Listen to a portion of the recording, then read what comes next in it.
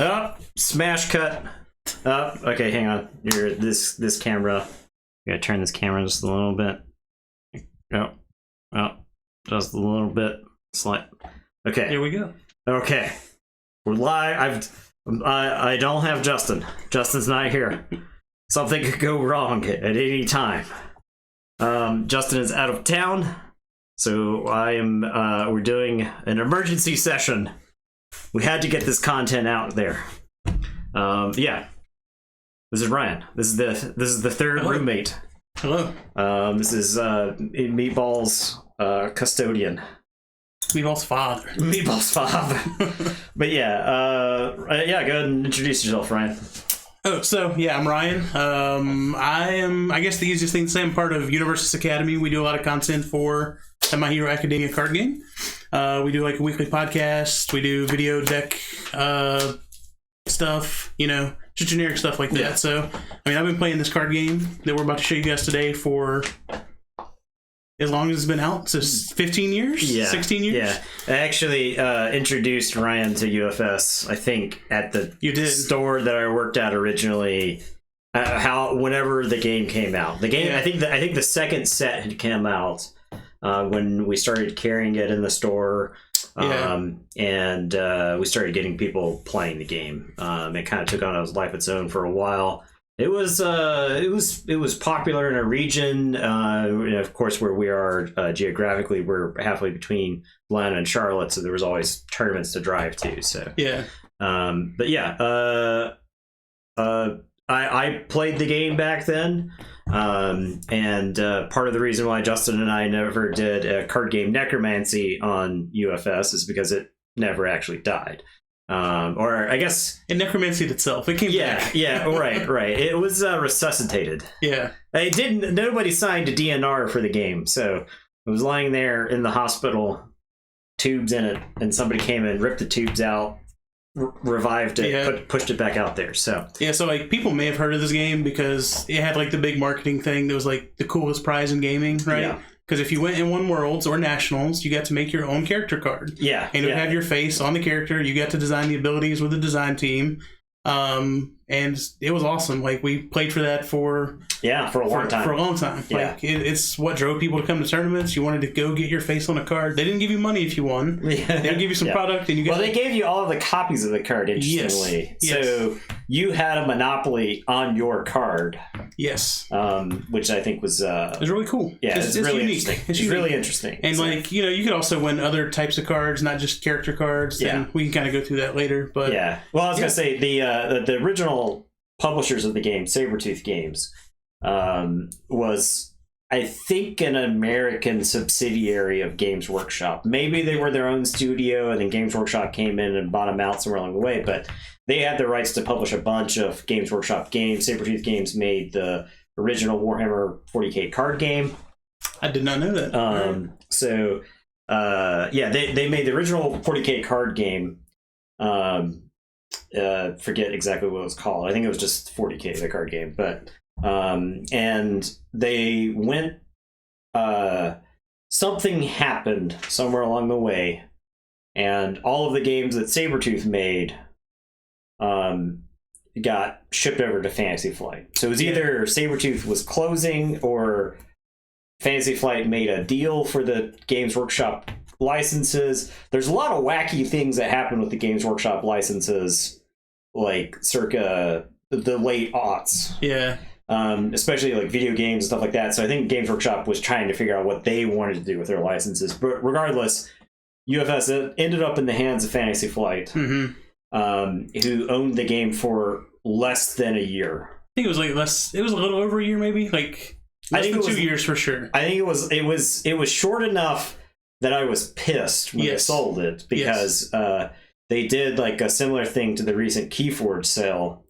And I say Keyforge, but Asmodee apparently cleaned out a bunch of stuff out of the warehouse. I heard about this. And it was like a lot of stuff was like 90% off. Yeah. But anyway, they did a sale like that, but it was like the set that Sabretooth, the last set that Sabretooth made, Shadow War, which was like their own IP.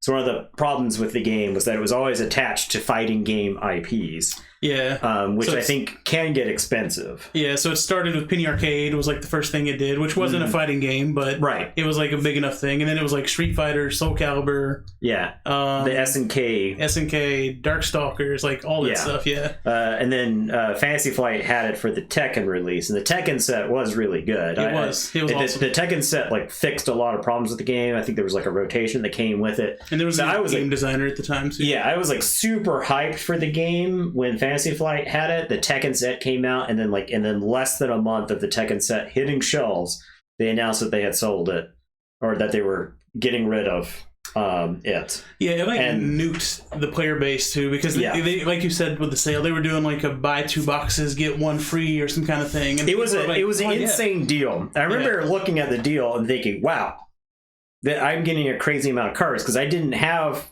They were still going to be legal for the Tekken rotation, so I was like, this is a good opportunity for me to go get those sets that I don't have, and I can kind of fill in the backlog, because I had like, after one of the Street Fighter sets, the Street Fighter set that had Akuma in it was like really disastrous for the game.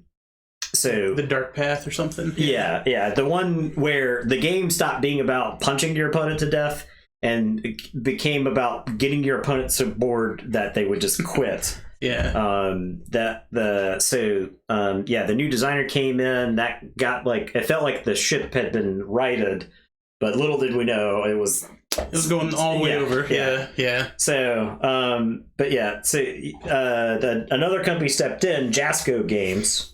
So Jason, who owned Jasco Hobby Store in Texas, he was like a fan of the game, played the game, and when FFG basically killed the game, he was like, man, I really love this game, I want to keep it going. And he started off by getting like a 500 signature petition, like, hey, if you want to keep playing this game, let me know. And he got those 500 signatures and like went and just bought the game from FFG and basically just made it out of his own pocket for, however long until the game got back on its feet.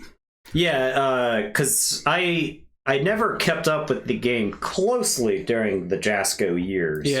But a lot of our mutual friends and some of the people on the podcast is the podcast you and Matt and John. Okay, John for the TTR Lore Masters. John and I did a podcast for Warhammer 40k Conquest that lasted about 8 episodes or so. But if you've ever heard me talk about that, that's the same John on that.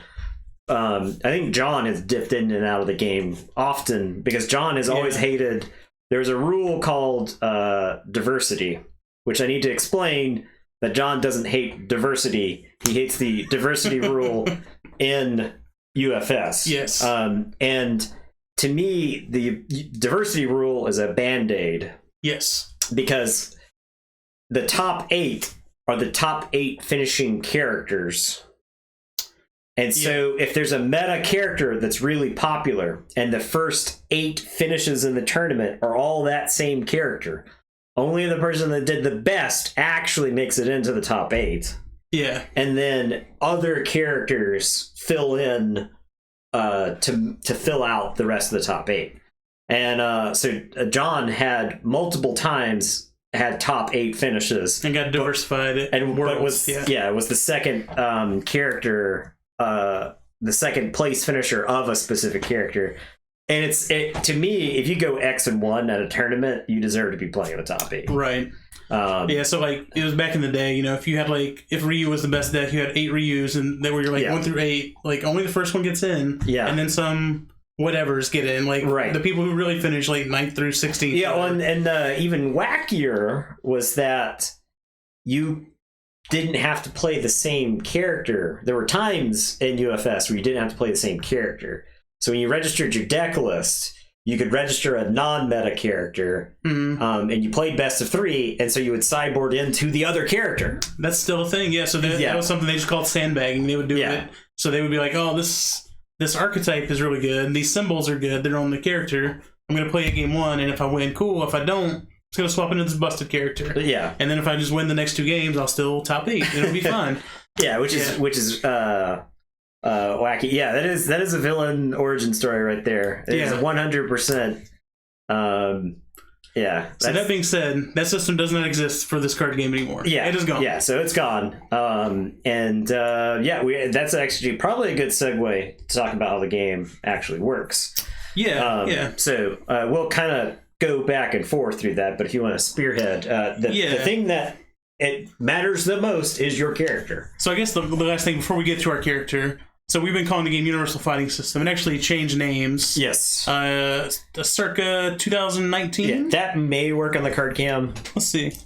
Yeah, there you go. So you can kind of see it. So they changed the name of it to Universus to kind of... I think they were basically rebranding the game and relaunching the game, essentially. Yeah. Especially with My Hero coming out. So they were like, this isn't Universal Fighting System anymore because we're not just going to be we're going to be doing fighting games exclusively anymore. Yeah. So we're going to have anime and fighting games or whatever, and you can play them all together. And then like the My Hero game is actually played independently from even that. So the current standard of Universus does not really exist. Like since My Hero's come out, they're like, we're focusing on My Hero. It's just My Hero. Yeah. This is what we're doing. Yeah. Working at the shop that I work at, when people ask about the game, they don't ask about Universus. They ask about My Hero. Right. So. Well, it's because people didn't care about fighting games, and that's why the game was like never that popular. I don't think that's entirely accurate. Fighting game people care about fighting games to the exclusion of most of their other hobbies. Sure. So they're not going to play a card game about fighting games. Yes. Yeah. You may have some casual fans. But there needs to be like an updated hierarchy of nerddom. There used to be a pretty good tree that existed about like how like the core subclass of nerd breaks down into different types of nerds, right? Like fighting game is its own branch. It doesn't connect to anything. But it's like it's like a subset of video game because like people that you go to fighting games have their own skill set. So we can't really read the abilities on the card because they're green. My one critique with My Hero is that there are aspects of the cards that are easy to pick out. Like for instance, the check and the difficulty to play the card. Yeah. So this is the character card. So every character is different. They have different healths. Yeah. Which is the obvious part, and different hand sizes. So, unlike Magic, where you always have 7 cards, no matter what, your hand size is determined by the hand size on the character. This is a character we're going to use a little bit later, but he has a 5 hand size. Yeah. He kind of doesn't really fit into the card game very well.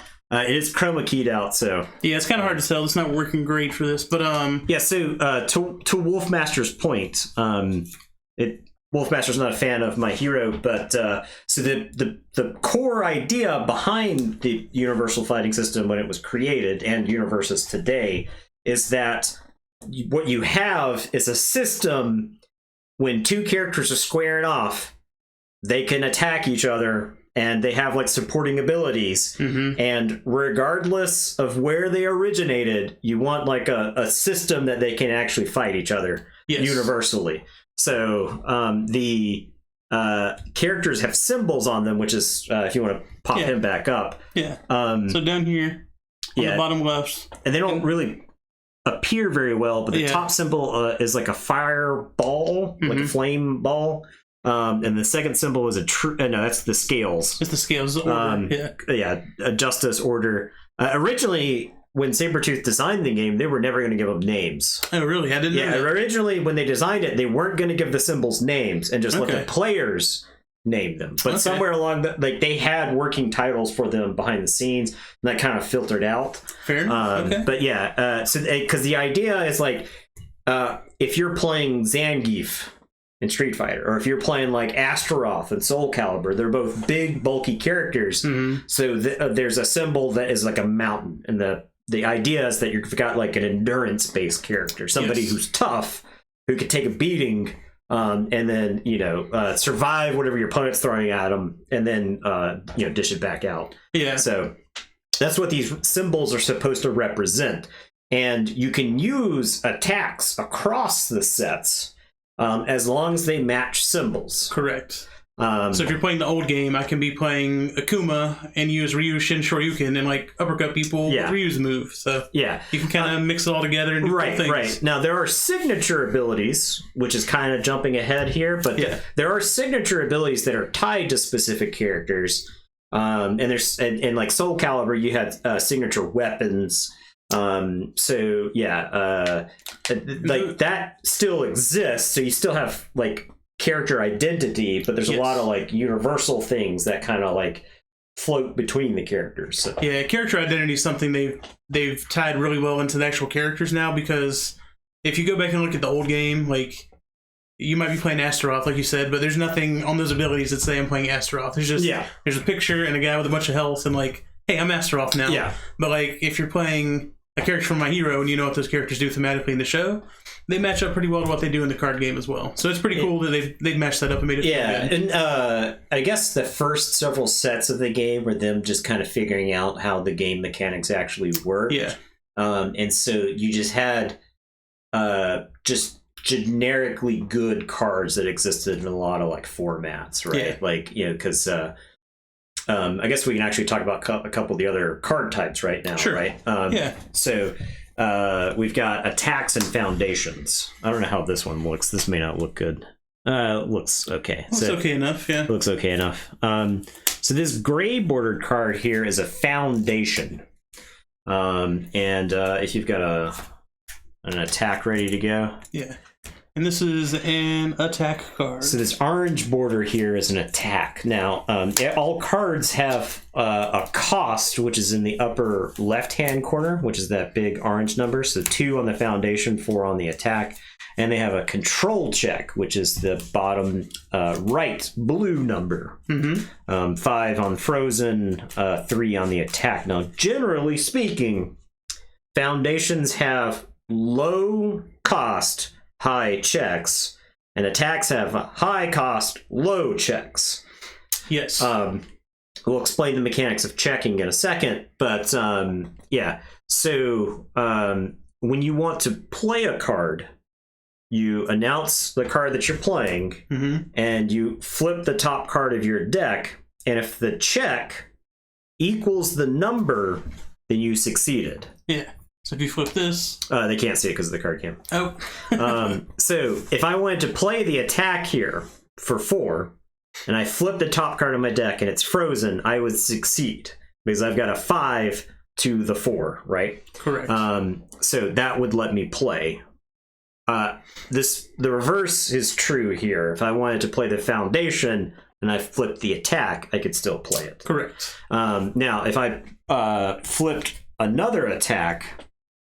like this, if I was trying to play this tongue card right here, and I flip the and it costs 5, and I flip a 3, then I failed the check, but I can succeed the check if I exhaust foundations in play.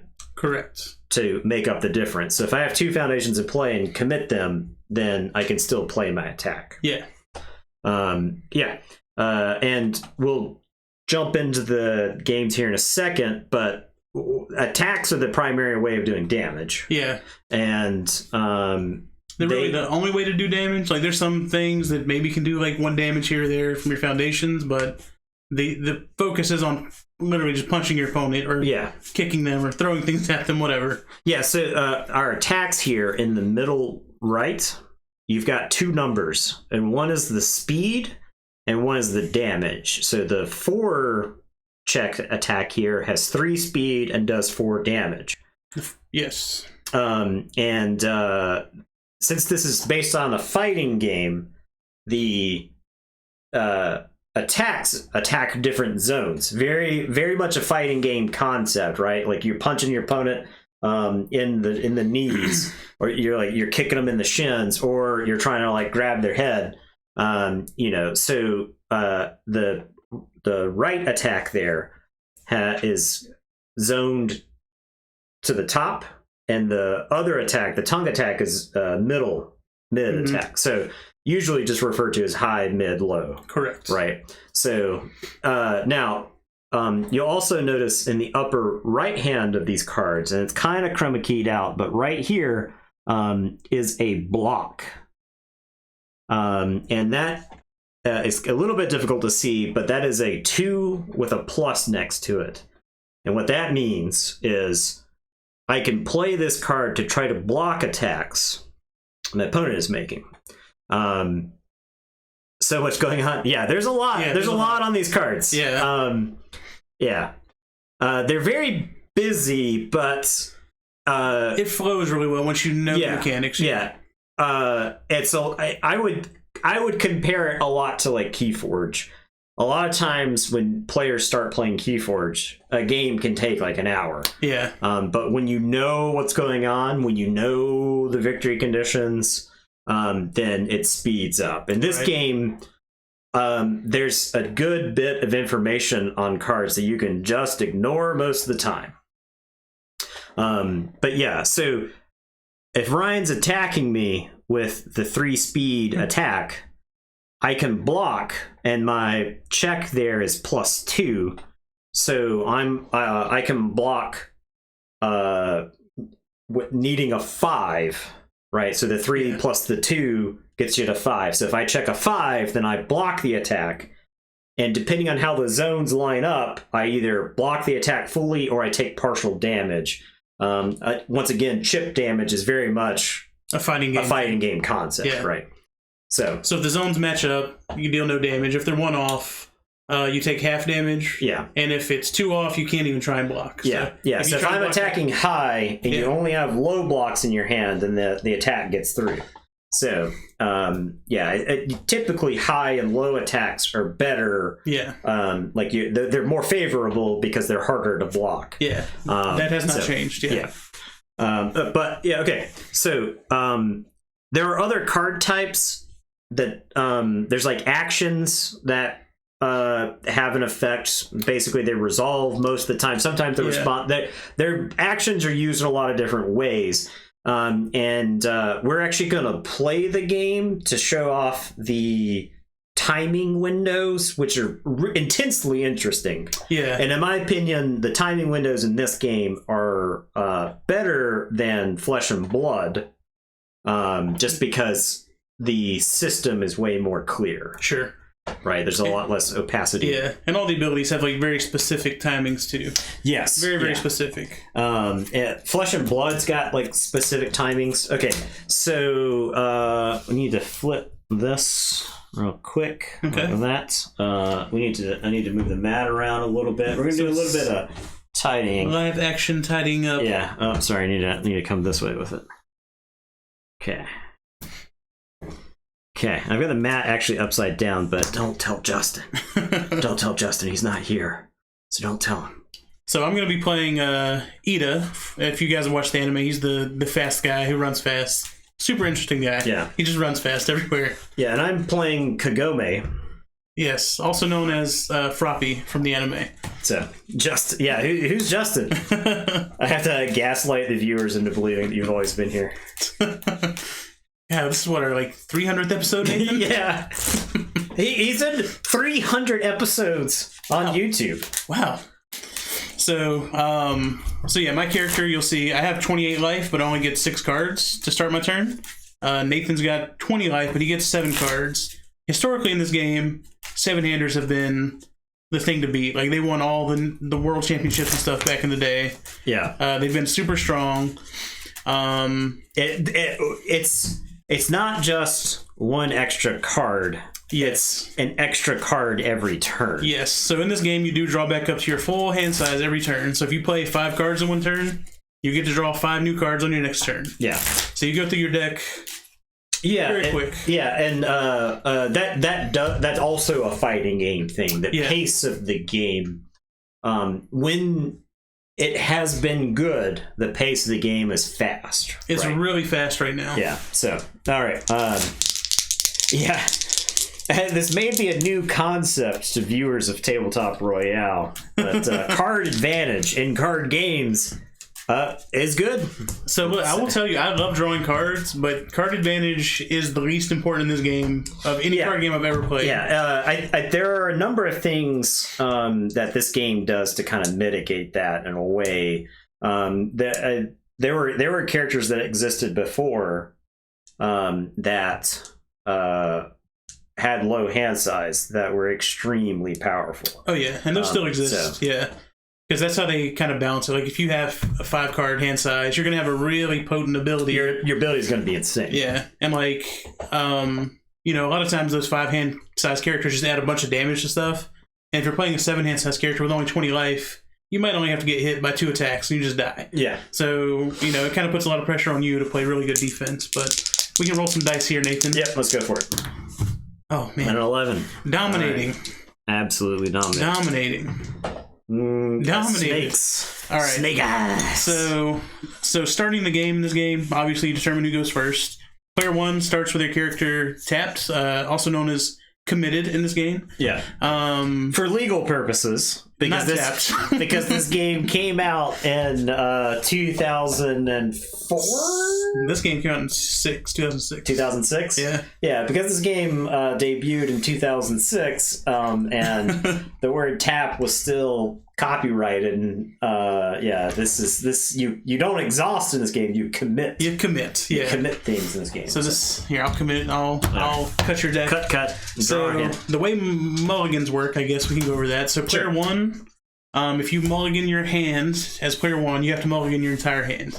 But you can mulligan your entire hand 2 times. But if you do it twice, you have to keep your third hand. Okay. So there's no mix and match in anything. For player 2, you can do a partial mulligan. Okay. So if you don't like 5 of your cards, you can put 5 back, draw 5 new ones, then shuffle your deck. My hand looks great. I'm going to keep it. Okay. Yeah, sure. My hand looks fine. Totally playable. So the way that you play this game is, as Nathan showed earlier, the attacks are more difficult to play than the foundations. The foundations don't kill people and the attacks do. So you want to get foundations in play to help you play more attacks in a turn, essentially. Yeah. There's a pseudo-economy in this game. Yes. It's not like a pure economy, but you kind of need things to help you play things. So you gotta play the easy to play things to play the hard things. So. Yeah. I mean, foundations essentially end up acting like lands in Magic. Yeah. If we're going to keep making the comparison. Yeah. It's not an unfair comparison, but it's not 100% analogous. Right. So because you can play like as many foundations in the turn as you want. But yeah. So we're going to play this card first. It's a 2 difficulty on the top here. Okay. So when you go to play a card, you flip the top card of your deck off. And in the bottom right down here, you can't really see it. Can't really see it. We'll just have to call out the checks as we go. So the check on this card is a 3, and it's a 2 difficulty. So that passes. Yeah. Now you have what's known as progressive difficulty. Correct. So for every card that you've played in a turn, and you keep all of your cards in a row as you play them, the checks get more difficult to perform. Yeah. So for instance, this card's a 1 difficulty printed. And then it gets +1 difficulty for the card in front of it. Yeah. For every card in front of it. So this will be needing a 2. So I flip the top card, and it's a 3. So that one succeeds. Succeed. Now his next card's going to have +2 because there's 2 cards that play. So it kind of keeps you in check from being able to just play like a million cards in a turn. Yeah. And especially early on. So like I'll need a 1 +1 +1. So I need a 3. Yep. Which should hit. Yeah. And I checked a 5, and that is all the foundations I have to play. So I will pass my turn to Nathan. Okay. When it gets to your turn, you can, if you want to, you can review a card, which means you discard it. And then as player 2, something they've done to try and make... This dog is looking... Why are you looking, Why are you licking, Eddie? Why are you looking so much? Being a freak, see? So player 2 actually gets 1 bonus card on their first turn as well. That's something they've done to try and make player 2 be a little more balanced. Yeah. Okay. So you'll basically have 8 cards on your first turn since you're a 7-card hand. Oh, so I draw an extra card. You do it on the start of your turn. Yeah. Okay. So you start with 7, then you draw the 1. Yeah. Okay. So I can discard and you can discard 1, but then you would draw 2, so you draw up to 8. I'm going to discard Grasping Tape Toss. Okay. And draw 2. Yep, so you'll go up to 8 cards. It is interesting to see that they've tried to balance the player 2 thing. I always thought it was like kind of close, but you almost always wanted to go first. Yes. Just because you got stuff in play. You still always want to go first. Even there's some characters that do really cool things, but you still just want to go first. This is the best. All right, so I'm going to play a card that's got a 2 check on it, so I need a 2. 2 difficulty. Yeah, sorry, 2 difficulty. I checked a 3, so I'm good. I'm going to play a 2 again, so this is now 3. I checked a 3, so I'm good. I am going to play a 1. We're going to check, and we got it. I needed a 3 there. Got a 5, yep. This is a 1, so now it's 4. I'm going to check. I checked a 3. I can commit my character. Your character can be committed like a foundation to get there. So, boom, I got there. 3 plus the 1 is 4. And then we'll go for another one. On a 5. I'm looking for a 5. And I checked a 3. Okay, so still pretty good. I failed this. So this goes to the discard pile. Doesn't get to come into play. And then all of this goes down to my staging area. And I'm there. And they just call it a stage now, just so you know. It's just a stage. Oh, just a stage. No more I get to say a whole word now. So I think we're just going to play basically like these cards are blank just to get a feel of the game. Like, without all the abilities. Yeah, okay. We'll just throw some attacks. Okay, so I got 3 cards in my hand. My character's 6 hand size, so I'll draw up to 6 now. So I draw 3.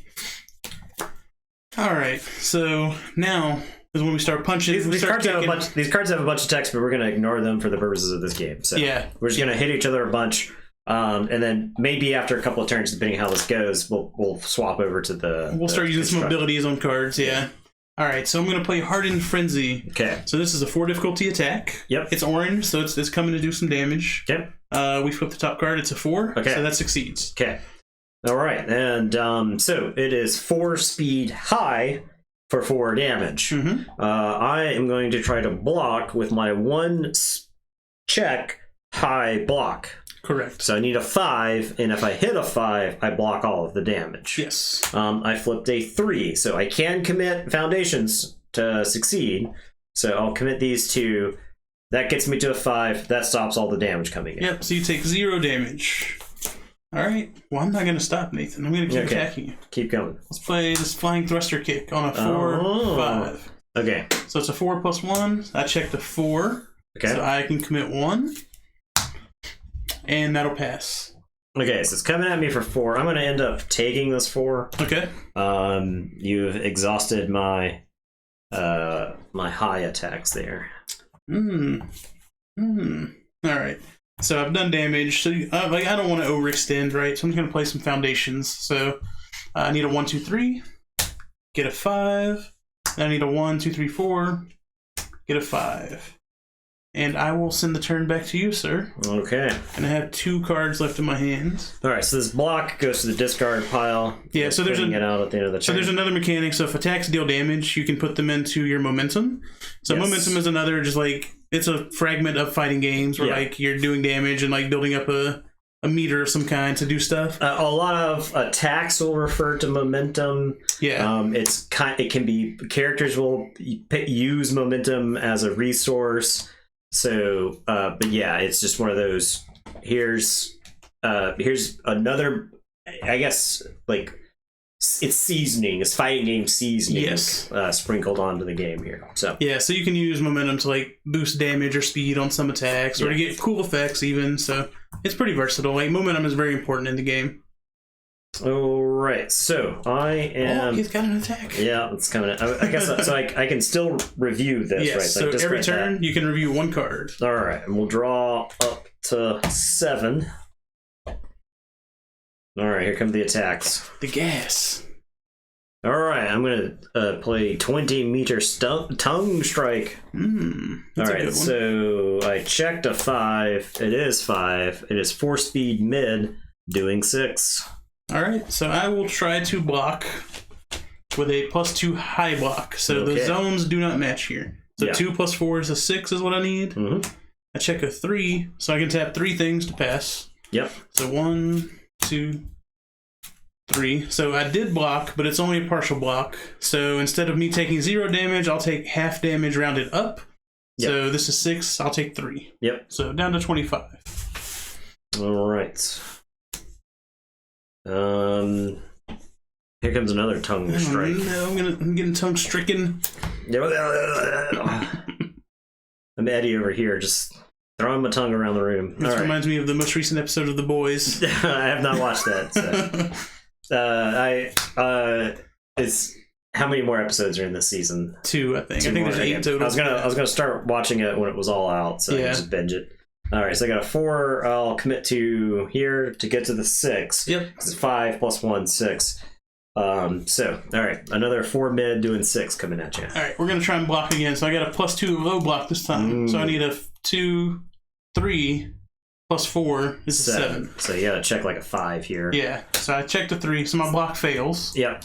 It goes out of the card pool, and I take 6 damage. Yeah, and these have done damage. Yes. I was kind of turn them like that to note for, I guess I can put them slightly forward. All right, here comes the massive flash freeze. It's coming at you for 4, 5, 6. I checked a 3. Do I want to tap all the way out for that? So here's part of the strategy, right? Because if I tap out, I don't have anything to block with. So I think I just let this fail. I think if I check a 5 there, I think maybe I commit some stuff. Yeah, you tap 1 and pass it. Yeah, because I've got some foundations I'd like to play, but I would be playing them, and I have a chance to fail those as well. So I may as well just keep some cards in my hand around. So these go to my momentum. Yep. So they don't have to, but you're going to put them over there most of the time. I'll put them over there for now. We don't have any abilities or anything, so there's a good chance that they just sit there. And I guess of note, if you fail to play a card on as the active player, it does end your turn. It ends your turn. It does not end your turn if you're blocking. Correct. It doesn't. Yeah, it doesn't prevent you from blocking further. Yeah. So I have 0 cards. I'm drawing 4, 5, 6. All right. Let's see if I can attack you more. All right. Let's play a Recipro Extend. So it's 4 difficulty. I checked a 3, so we'll commit 1 to make 4. Okay. And it'll be a 4 speed mid for 4 damage. All right. So I'm gonna block with a +3, which is kind of an ugly block. In my day, we didn't really play that many 3s because they were. Well, in your day, this card just wouldn't even have a block on it. Yeah, exactly. They put blocks on literally every card now. Right. They have none with no blocks. All right, so looking for a 7. I checked a 4. Do I want to commit all my stuff? Do I want to commit? I'll commit my stuff. Okay, I can block this fully. Yeah. So take no damage. Yeah. Preserve your puny life total. Yep. All right, let's keep. I got a lot of orange cards. We'll keep throwing them. Okay. So I need a 4 and a 5. A 3, no. So we're gonna pass that, but that puts a damper on attacking more this turn. It does slow it down significantly. Yeah. All right. So we got another one coming at you. 4 speed high for 4 damage this time. Okay. I need a 7. I don't think I can hit that, but I'm gonna use this as an opportunity to filter cards out of my deck. Yes. Missed. That is the way. All right, well, let's play. All right, so I take 4. You take 4. 1, 2, 3, 4. All right, we're gonna play this foundation on a 2, 3, 4. Okay. Check a 4. And play this foundation on a 4. Check a 5. And we'll send it back to you, sir. Okay. We'll take our momentum. All right, ready up. This is discarded. I'm gonna review a card. Pitch one. I'll draw these 3 in the shuffle. So. In the full rules of the game, I would mill. Is it 10 or is it 5? It's 10. It's 10. So we're not even going to do that at all. Yeah. So normally, when your deck runs out of cards in this game, you shuffle the deck, you remove the top 10 cards of your deck from the game. Yeah. And then you keep going. So that was the exhaustion mechanic in this game. Yeah. Right. And. There was a point in the game where that was like a legitimate win condition just because the games would go so long. So and there was characters that actively like remove stuff from games too. There's like a Valdo that did some crazy stuff. So since these are like smaller demo decks essentially. Yeah, they're half the size of like what a deck would actually be. So there's no we're not going to do that for the purposes of this demo game. So all right, so I'm going to throw this tongue lashing at you again. Okay. I checked it out. Dang, threes for days. Another dang 3. 3, 4, 5. Okay. All right, 4 speed mid doing 6. All right, so we need a 7. Okay. Check a 3. All right, I guess we tap all of our things. So if you get more attacks, you get to just hit me now. So I completely block that. Okay. Take none. All right, I guess we'll. All right, I'll throw another attack. Needing a 5. Don't check a 3. Checked a 4. That's good. Okay. All right, it's coming at 2 speed load, doing 5. All right, we're taking 5. All right. Down to 13. Chipping away. This next attack. I think I need to build some foundations. So yeah. I'll play a wall cling, looking for a 4. Checking a 3. Oof. Gonna play this one, looking for a 4. Checking a 5.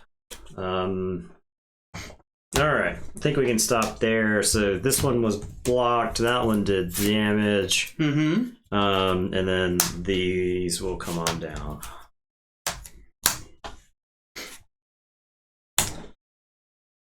Alright. Yeah, these are we're doing this demo game so that when we jump into the full game in a second, everybody will at least understand the basic rules. Yeah. So yeah, we're just doing like going through the motions, and then we have to read all the text on all the cards later. Yeah. All right, Nathan, you ready to block some attacks? Yeah, let's go. Let's go. Bring some attacks. Let's play this hardened frenzy. You think I'm gonna let you beat me on my own stream? We'll see. I need a 4. Oh, we checked a 3. Tap 1. So it's a 4 speed high for 4. All right, it's the classic UFS conundrum of, do I throw the bad block in front of the first one, since that's when I've got the most chance to block it. Right. I think I just go. I think I'll use my good card here. I'll defend for +1, so looking for a 5. All right. Checking a 3, so I'm glad I didn't throw the bad one in front of it. Yeah. All right, so we'll block that one completely. All right. Completely blocked. All right, let's play this on a 5, a 3, 4, 5.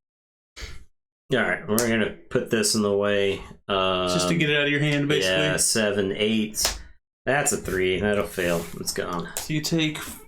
Which one are you with? Take 4. I'm blue. Okay. Dabba-dee, dabba-die. We're gonna keep trying to attack. I need a 6. Okay. 5. Oh no. 6. Uh-oh. It's a 4 speed high for 4 damage. Yeah, taking this 4. I don't think I'm gonna quite be able to kill you. We're gonna play this on a 5. 3, 4, 5. Go ahead. Okay. That's gonna get discarded. I need a big turn here. Big turn, big turn. Looking for a big turn. Big turn. Big turn, no whammy. Okay. Ready, up, draw. Appreciate that follow there.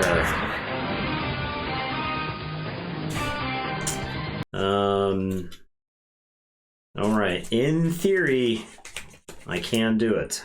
I've got enough damage.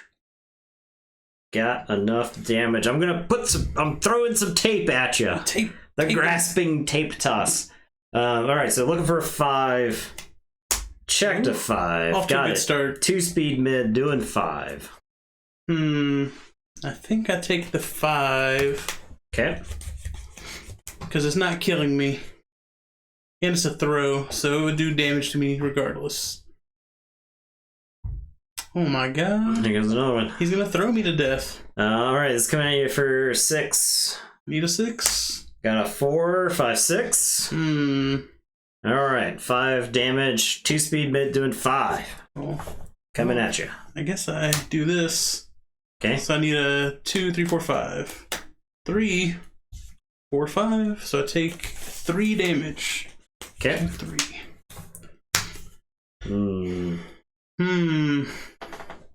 Does he have 5 damage left? I don't. No. You had to take all of the damage from my hand.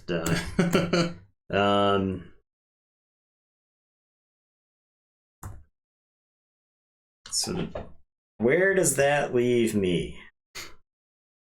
In a precarious position. I guess I just check this. Got it.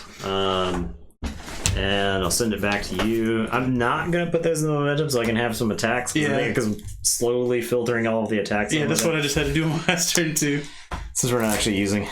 Right. Yeah, so there are throws in this game. And like throws in fighting games, if you use them, you are playing cheese. You don't have any skill. You never learned how to play the game. So... What he's saying is King fans in shambles. Zangief fans in shambles. You got 4 cards. Let's see if you can defend. I need a 4. A 3. We're doing it again. 4 half for 4. Defend. Look for 6. 4. 5, 6. Blocking it. Oh, it's blocked. All these kill you, so you just gotta block them all. I need a 5. 3. 4, 5. All right. So 5, 6. 4, 5, 6. Staying alive. My hand is so gray. There's no attacks left. No, it doesn't.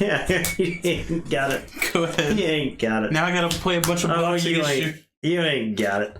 All right. These are getting discarded. That's getting reviewed. All right. Drawing this. All my blocked attacks go away. All right, 5 damage, Nathan. Here we go. Ooh. 5 speed, or sorry, 5 check and a 5. Got it. 4 speed mid for 6 coming in. I can only do a halfie. I need a 7. Halfsies. Ooh, that's a debacle. That's a disaster. If you have a throw, I don't want to just die to the throw, right? So I think I tap 4. Tap 4 things and pass it. So I take 3. Okay. Pop, pop, pop. I mean, I guess I still die to the throw. All right, I'm coming in low. Ooh.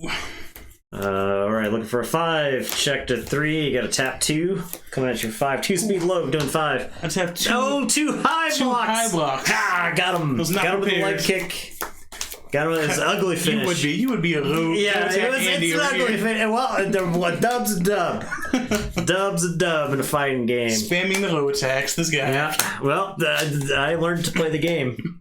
And sometimes you just gotta throw the low fast attack. Sometimes you just get low. Okay, there you go. So that's the demo game. That's the basics of it. Do you want to run these back with the text in them? Or do you want to just jump onto the full decks? We can probably go through a game with the text. Okay, so all right, so we're actually going to use all of the text this time, and there's more to attacks than just the fast pace that we had right there. Yeah. But I think that game was a pretty good example of the fast-paced nature of the game, or at least the feel of it in a lot of ways. Not every game's going to come down to that. No. But that game just kind of shows you how quick it plays, and there's a little bit of math, but the numbers are small enough that you can keep it kind of like you can keep it in your brain. You don't have to worry about it too much. So yeah, I mean, it's good to have dice. Like a lot of the stuff that you do with the abilities is modifying the attacks, so they have more speed or less speed, or more damage or less damage. Yeah. So you want to keep track of that, just so everyone's on the same page with it. There's still abilities that will change the zone of the attack. There are. They're not as prevalent, but they definitely still exist. All right, so you go ahead and go first this game, just so we can switch shit up a little bit. Yeah, I'll go with that. 7. And you get to... So I can do a partial mulligan, so I'll mulligan 4 out of my 6. You have to mulligan the whole thing. You have to mulligan your whole hand. All right, so I've got... so this... is it put down and then draw, or is it just shuffle? Yeah, you can just put them down, They go on the bottom of your deck, but it doesn't matter. Like, you can just put them there at the end, I don't think I've ever put them on the bottom of my deck. Constantly cheating. You shuffle after you've decided to keep your hand? Yeah. Okay. Yeah, I'll keep this one. Okay.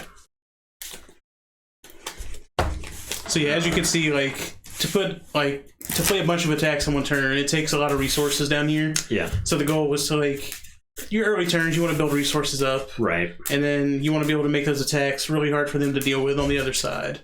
And ideally, that's what your foundations do. Yeah, and a lot of the deck construction in this game is kind of like trying to tackle like the sweet spot numbers. Yes. You know, like how many foundations is right, because the previous turn, if you had another attack, I think I was dead to it. Yeah. But you were, down. Oh, yeah. Yeah, and I mean, every card you play, there's a randomness factor to it with you flipping the top card of your deck, so that's all in your deck construction. So now we checked a bunch of 3, 4s, and 5s that last game, but there are cards that have 6. Yes. There are cards that have 1s and 2s. Yes. But if you only ever construct your deck with 3s or better, then you know that you'll always check a 3. Then might see some of those 1s and 2s later. Yeah. We'll see. But that was like, I remember learning this game and then being like the first person locally to just only play 3s. Yeah. And it was like, it felt like cheating. The safety 3s is what they call it now. Safety 3s. Because, yeah, it was so funny. Because people were like, how could you keep making these checks? It's like, I can't fail. I put the cards in the deck. I know I literally cannot fail. Yeah. All right. So looking for a 2. We got it. Looking for a 2. You're looking for a 3. Sorry, for a 3. We got it. You gotta watch out for your opponents cheating in this game, apparently. Jeez. Looking for a 3. And we got it. Looking for a 4. And we got it. And Wowie. The Dream? The 5 build? No. Well, you're not getting that. But you can try. Yeah, I'm gonna try. I failed. Okay. So I got 4. All right. Down it goes. And it's your turn. I'm going to, because you can actually, if you play ballsy, you can start this game by throwing an attack. So first, not anymore. No, you actually cannot attack on turn 1 anymore. Okay. There's cards that that are really busted if you could attack on turn 1 now. So they got rid of that. Yeah. It used to be if you were ballsy, you could throw the attack if you thought you could check the 5 or whatever. Yeah. Yeah, they had to reel that back in a little bit. You can still do it in Universus, like the base game. MHA, you cannot. Okay. All right, so we need a 2. We need a 3. Check to 3. We need a 4. Check to 3. We'll tap our character. Then we'll need a 4 for calling for backup. Oh no! It fails. All right, ready up. I'm gonna keep my cards and draw. All right, so what do those do? So these are all the same card. They're all the same card. Yeah, so these all say enhance commit to give this mid attack or kick attack +2 speed. So I can do it to yours if I wanted to, but it's mainly to buff mine and make them harder. Yeah. And then it has first enhance, so it has to be the first enhance that I play during an attack. Which is what his card lets you do, right? Yeah, well, not if I'm committed. Yeah, but he lets me steal the first enhance. But it lets me choose one of your foundations, and then you can't play abilities on that foundation during an attack. Okay, yeah. So it blanks one of mine. Yeah. Okay. But it only does it for that attack. All right, so I'll draw up.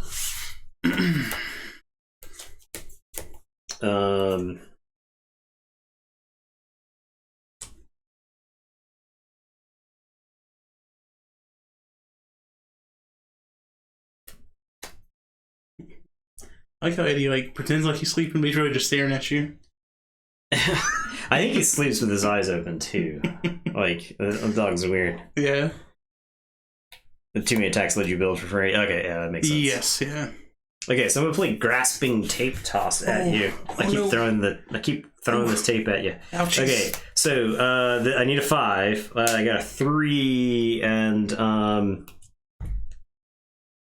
I don't think I want to use those. Okay. All right, during this attack, so I'll commit those to get it. So, as the attacker, I get the first enhance. Is that correct? So, yes. The timing window in this is now I've got an attack. We're in the enhance phase where I'm trying to buff my attack. Ryan is trying to debuff my attack, and so the numbers on the attack can change now. So, right now it's 2 speed for 5. Yeah. 2 speed, 5. I've actually got different purple. Covered. Yeah. 2 speed mid for 5. This is a throw, so it will, if it's blocked fully, it will still do half damage. It also has a stun on it, so I can play that right now. Stun is still so stun is an enhanced. Works the way it's and it makes your opponent commit foundations equal to the rating. So I get to choose, but you can make me. Yes, this is stun 1. So my first enhancement is to stun 1. Yeah.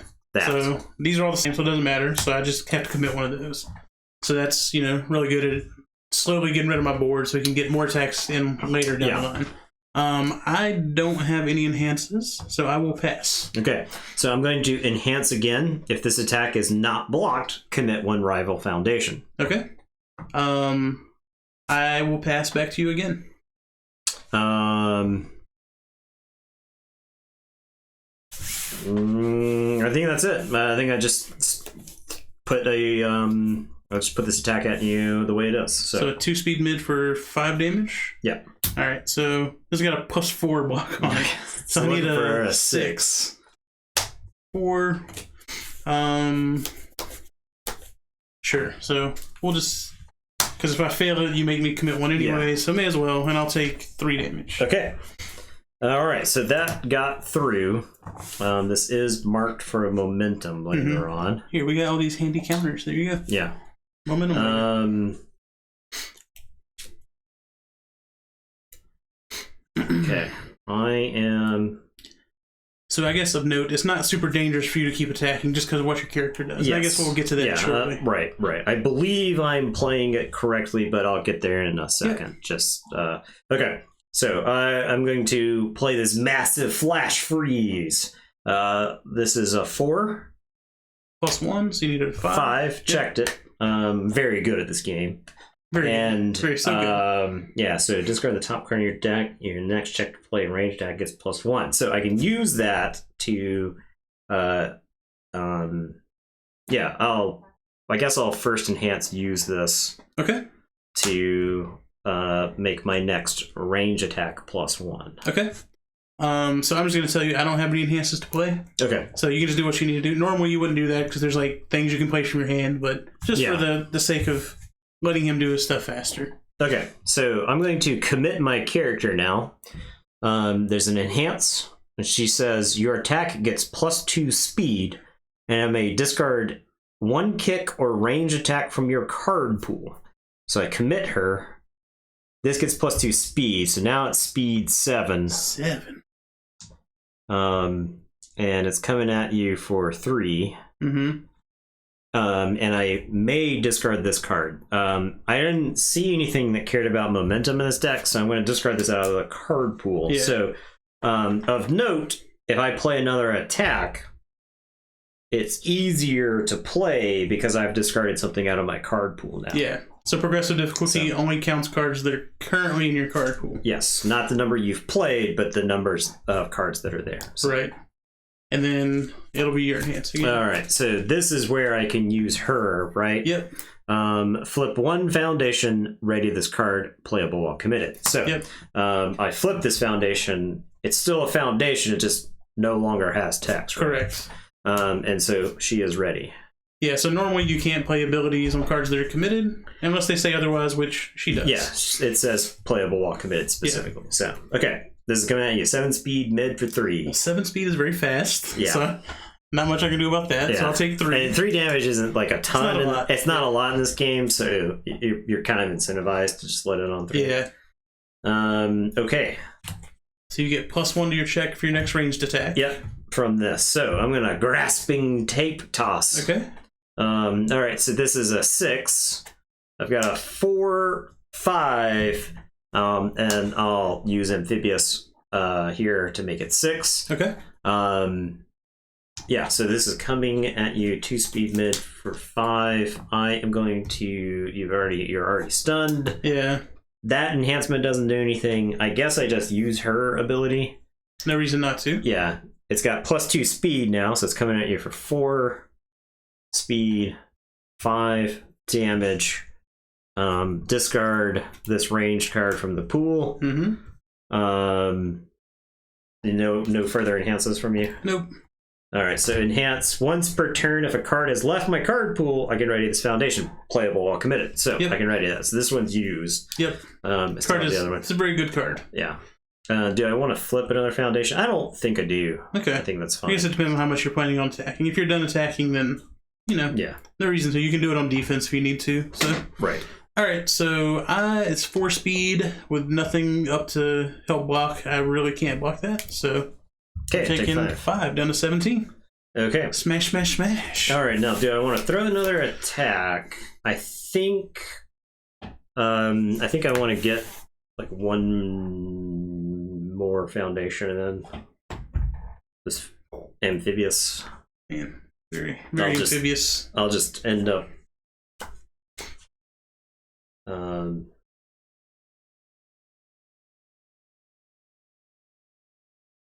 Okay, I think that's it. I think I do want some stuff to defend with. Okay. All right. So I have 2 in hand. I will draw up to my 6. So 1, 2, 3, and Fudgenator, what's up? All right, Nathan. We're gonna play Hardened Frenzy. So I need a 4. I got a 4. Okay. So I will use the enhance on this card. It says if this attack is completely blocked, I get to build it face down after it resolves. So it would come down as a foundation. Okay. Your enhance? No enhances. All right. I am also going to pass. So it'll just be a 4 high for 4. Okay. I think I would like to block this. Okay. I think I don't care. I think my life total is such that I want to be blocking your attacks. Your little baby life total. Yeah. Yeah. So looking for a 6. Check to 3. Do I want to tap out for this? I gave it my all. We gave it the old college try. I'll take the 4. I'll fail the block. So fails the block. All right. We're gonna play Recipro Extend. Lost to Dr. Sheep. That's sorry that you lost there, Fudgenator. Dang. All right. So we need a 4 and a 5. 3. All right. We'll commit our 2. Okay. So I'll use my character here. So he says once per turn, he has a response. The responses are played when they say they can be played, basically. So you can do them in any window that exists, but it has to be a window that it says that it happens in. So this one says after an attack is played. So I just played this. So the response gives my attack plus 3 speed. I'll use the smallest die of all time. Here we go. And it also says if this is my attack, anytime that you play an enhanced ability on a card during this attack, you have to commit a foundation. Okay. And then I can do that on defense, but on defense it gives minus 3 speed, but you don't have to commit anything during. So that's a response. So I still get to play the first enhance. So I'll use the enhance on this card that just says to draw a card. So I get to draw a card for free. Your enhance. All right. Yeah, I don't have any enhances for this. Okay. So I don't want to commit my stuff. I'll use its other enhance that says my next kick attack this turn gets plus 2 speed and plus 2 damage. Okay. Kicky. All right. So this is coming in at 7 speed for 4. Yeah. It's a fast boy. I don't have any enhances. Okay. Right, so 7 mid for 4. 7 mid for 4. 7 mid for 4. I don't know. Sounds like I'm taking it. Okay. Down to 12. Yeah. Man. If you have another kick, I think I want to try a chance to block that one. Yeah. Because of the plus 2. And if you. Nah, that's what I thought. I thought. I knew you were a coward. Baiting him. I knew you were a coward. Need a 4. Check a 5.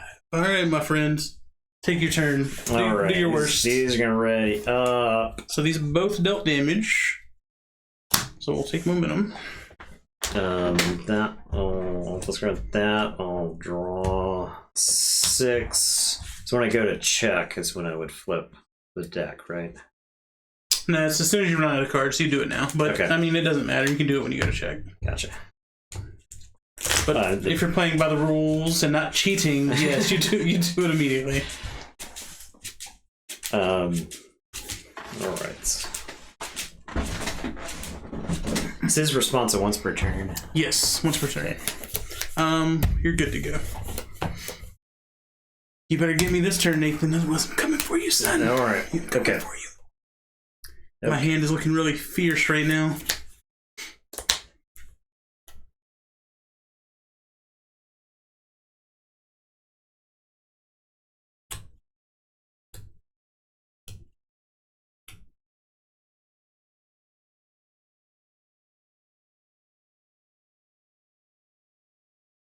Oh, yeah, this character's pretty good. Is that before stream? He said I should be playing this character. Yeah. So I was like, this character is pretty good. It just does a lot of really dumb things. All right, I'm gonna frog kick you. Okay. That's a good one. All right, looking for 4. Got 3. I guess I'll commit this. And yeah. So. Okay. I guess I'll respond. So my other ability is after a rival plays an attack, I can take the first enhance during the enhance step. So when I'll play the first enhance after you play it, and I'm going to use calling for backup. It says enhance flip. I draw a card, and if this was not the first enhance played during this enhance step, I have to discard 1. But since I took the first enhance, I just get to draw a card. Okay. And then you get to enhance. All right.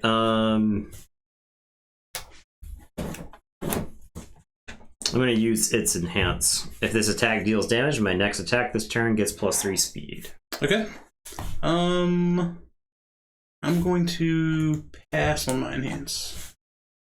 Okay, so this is a 2 speed low doing 5. Mm-hmm. So I'm going to let a 2 speed low doing 5 come at you. You need a 6. This is +4 low block. Sure. I guess, like, ultimately it's probably fine. Yeah.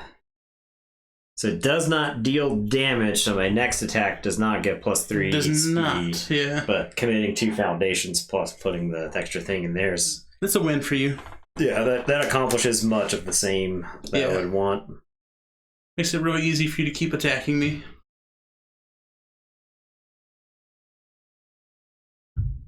Alright, I'm going to play the 20-meter tongue strike. So looking 5, 6? Yeah, looking for a 6. Got a 3! Ooh, well... 3. Thank goodness 4, for 5, amphibious. 6, yeah.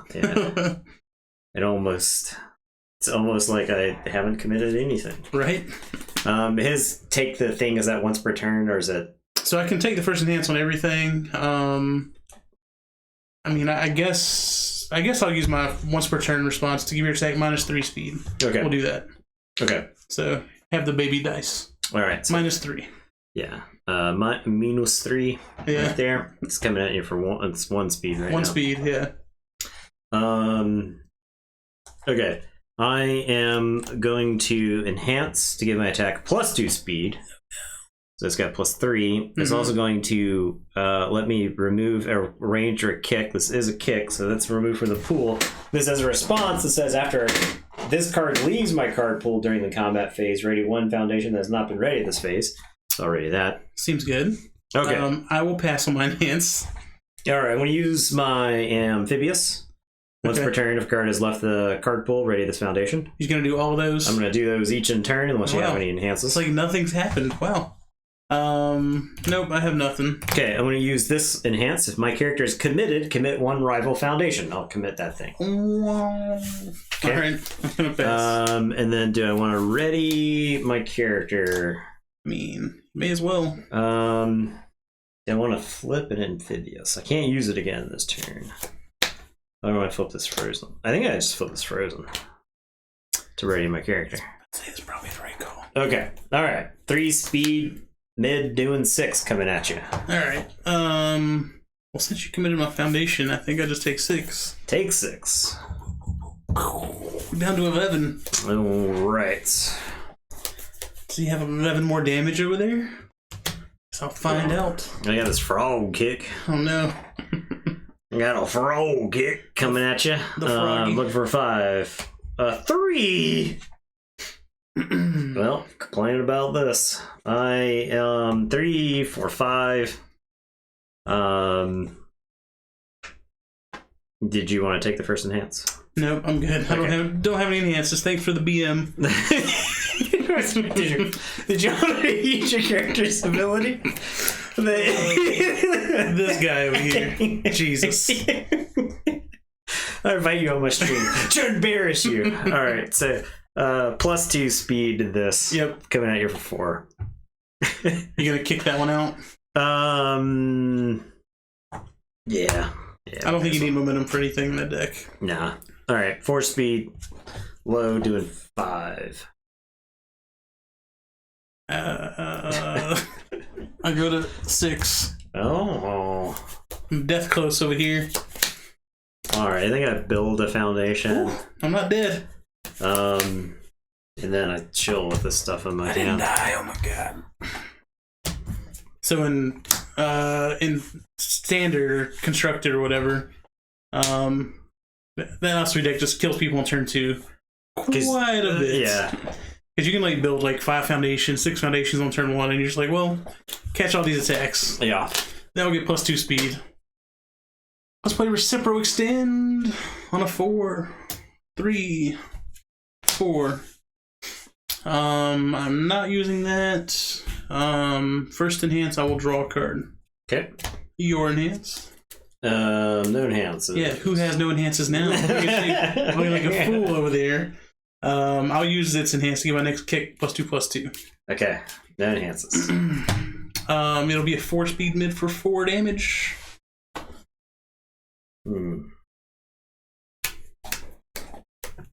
Blocking for 5. Okay. 4, 5. Okay. Completely blocked. Fully blocked. All right. I deflect the attack. Let's play this binding kick on a 4/5. 4. Commit this guy. 5. So this comes in with +2 speed and +2 damage because it's a kick. It's coming. Where's the other? I need a baby die. There we go. 2/2. I'm just taking all the dice. Yeah, dice hoarder. All right, so this has a combo ability on it. So once again, from a fighting game. So I guess I can show this over here. So it's kind of hard to see, but combo attack. So it just means you have to have an attack card in front of it, and you get the combo ability. So this says combo enhance. I can discard a momentum to give this attack +3 damage. So we will combo enhance. Discard momentum and make this get 3 more damages. Your enhance. No, I'll pass. We will say if this attack deals damage, I draw a card. I'll pass. We're gonna use one of these natural leaders to give this mid or kick attack +2 speed, just to make sure you can't block this thing. It's gonna be a fast kick. Yeah. It's trying to kick my whole head off. Trying to kick the head right off. Okay. So it's an 8 speed high for 9 damage. Alright. I will try to block. So you need... I need a 12. 12, yep. Just Sorry, I need an 11. I just need that 10 off the 5? top. Okay, well, failed. Discard that. So down to 3 he goes. Ugh. Let's see. Snap kicked my whole head off. He kicked me right in my tongue. Tongue gone. I use that. Like all the time. Let's play this on a 6. 4. 5, 6. I'll draw a card. Using its ability. Okay. It's a 4 speed mid for 4. Okay. I'll defend. So 5, 6. This is it. Oh no. I checked the wrong thing. I checked the deck. So Dead. you can use her ability on defense as well. Oh. So you could like flip something to ready her up, and then also kick that attack out of your card pool. Flip 1 foundation. Oh, I see. Oh yeah. Yeah. That's what makes her good. Oh okay. Yeah. Well, yeah, that's neat. The offensive ability is what makes her good. Yeah. But that just makes her just solid. So do you want to play some real decks now? Yeah, let's try some real. Let's try some real decks. All right, so now these are if these aren't meta decks, blame me. blame him. But they're pretty well. One of them's definitely meta deck. The one I'm going to play is it's a Ryan Craft. I really love playing. It's a Ryan original, and it might just kill you on turn 2. So watch out. Just watch out. Are all these double sleeved? Or is it just those are those mats? Those matte dragon shields. Dual mats. I have never double sleeved a single deck. I have not shuffled a 60 card deck in probably months at this point. Probably the last time was. So we get some Bakugo action out here. Yeah, and versus everyone's favorite character from My Hero Academia, the guy with 4 arms, named Fourth Kind. You probably don't know who he is because I didn't know who he was either. I just assumed he was one of the. I thought he was a Saiyan. Oh yeah, he is. Is he a Saiyan? Yeah. Like his big arc in My Hero is just like getting. Who else? This Jaw reminds me of somebody else. Scion from League of Legends. Man, you're talking to the wrong guy. Any number of characters who have metal jaws. So he's from 40K. I'm gonna be real with you.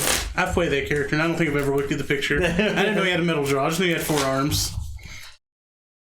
All right, so this matchups will be a little different. So Nathan's got a character that has a 5 hand size. Yeah, but I got 34 health. And I'm still playing a 6 hand size guy with 28 health, which is not the best, but is that the right way? Yeah.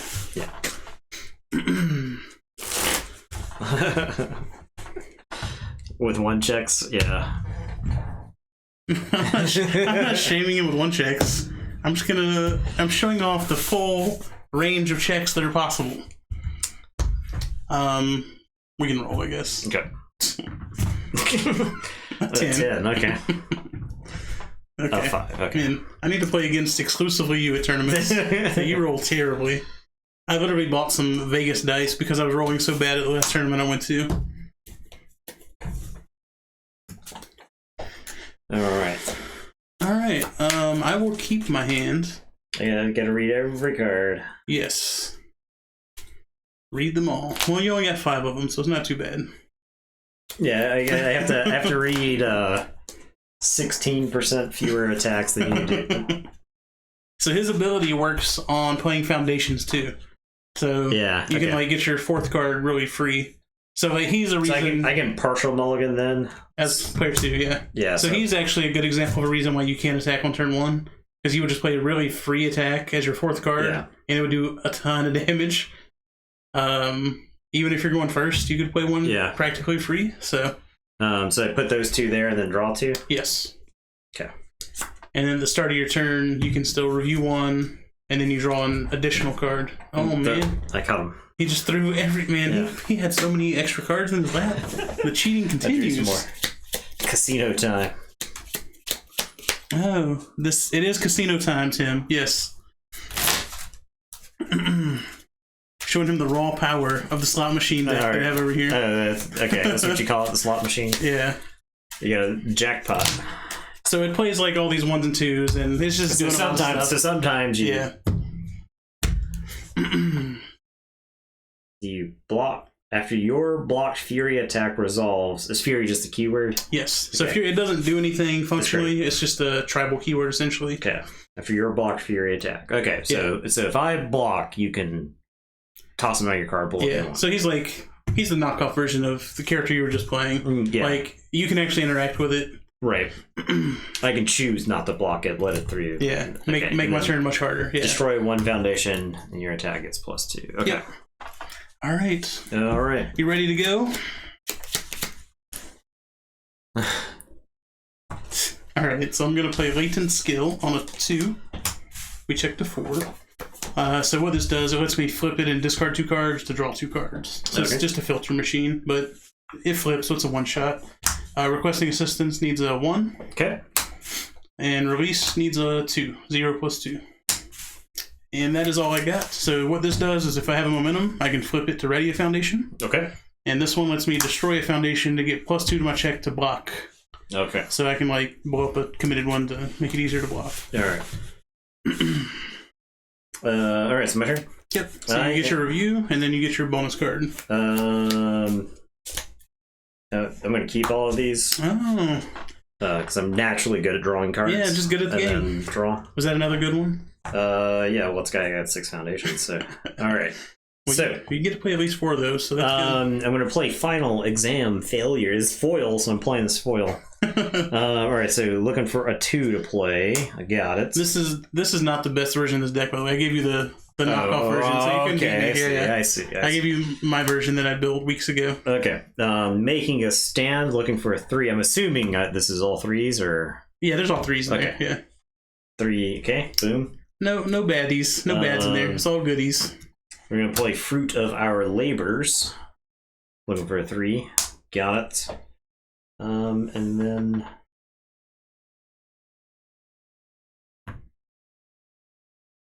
Oh, I see. So they made it so that a lot of these cards flip to do their effect. Yes. I like that. Yeah, that way you just don't reuse stuff. Yeah, that makes that certainly breaks up the gray wall stuff, right? It does, okay. yeah. Yeah, that's good. That's good.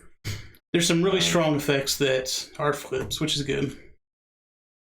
I kind of don't like flip effects because I don't think it's a real cost. Like, when you're playing defense, because you can still do it and you didn't really lose anything. Yeah. But I get it as far as balancing the long term. So that gets -4 difficulty. So this is 0. It's a 0 plus 3, basically. Yeah. Or it's a 0 total. Yeah. So his thing says the 4th card at play each turn gets -4 difficulty. So, yeah. Boom, got it. Okay. Yep. Do I want to go for another one, or do I want something to block? I think I want something to block with. So yeah. And they also made like more cards that are only playable on like your turn or your opponent's turn and stuff too. That's good. All right, let's see if I can do 34 damage, baby. Right. Let's go. Casino time. Casino time. Slot machine. All right, so this is one of those 1-check attacks. Okay. So I need a 5 to play it. We check a 5. So the thing that's relevant on this card that it does is it says Bakugo or Midoriya enhanced. So I'm Bakugo. Okay. So I can discard the top 2 cards of my deck. And then any foundations I discard, I build into my stage. So discard 1, I discard 2. So I get to build this one in. Okay. To get an extra foundation. And then it has another ability that's playable from my hand. They can put an attack back to its printed speed and damage. I just put it from my hand into my card pool, so I don't have to like make a check or anything. Okay. And just reduces something down. But I won't tell you right now. I've never used that ability. I'm exclusively attacking you. Okay. All right. It's coming at me for 4. Well, it's a 4 speed high for 6 right now. Coming at me for 6. Yeah. So I'll defend with a 1 speed high. Play your enhances first. Sorry. Calm down over there. Yeah, go ahead. I'll use latent skill. So I flip it. Okay. I discard 2. Okay.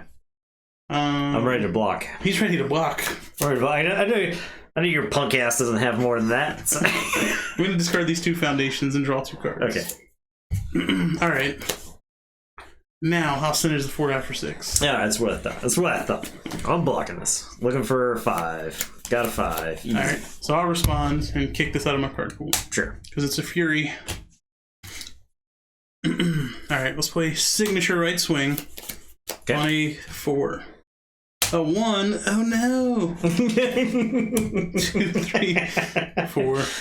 Well, the ones came for me. Slot machine. They came for me. Oh. All right. So. I see what's going on here. Yeah. So I see what's going on here. I mean, I'm still going to be greedy, so I'm still going to use its ability. Okay. I'm going to discard these 2 foundations. Okay. This one says when I discard it, I can respond with it to make you burn for 2 life. Oh. And then I'll draw my 2 cards. Okay. Okay. Uranus. I pass. I'll destroy foundation for +2 damage. Using his ability? Using my character. Okay. I pass. And we'll send it as a 3 high for 6 damage. 3 high for 6. Yeah, I'll take 6. Okay. That was... Yeah. I'm just killing myself. Stop hitting yourself. Alright. We're going to play this Howitzer Impact. So, it's 6 difficulty, but it gets -2 difficulty if destroyed a foundation. Okay. So it'll be a 4, 5. Okay. Oh, no. Alright. I'm gonna pass on my enhance. You didn't want to destroy a foundation to get a +2 speed? No, I'm good. The checks have come for me. The 1s and 3s. Deadlock is if you have 10 foundations, correct? If I have more than 10. More than 10? Okay. And that's something new they've added to kind of stop people from just building a billion foundations. I'm gonna pass. I don't think I'm gonna use any of this stuff. Alright. Block it up or not block it. Up to you. I'll try to block. Sure. So you need an 8. Got a 3. I can make it 8. So you take 3 damage? Yeah. Alright. Might as well just commit out there. My hand is very orange, so I need a 5. Okay. 4. Go ahead. I ain't even mad about it. So alright. That dealt damage. Righty up. 4, 5. See, you can't kill me with giant attacks that get plus damage for my committed foundations if I only have 3. So, you know. We're living the life over here. Alright. Let's see.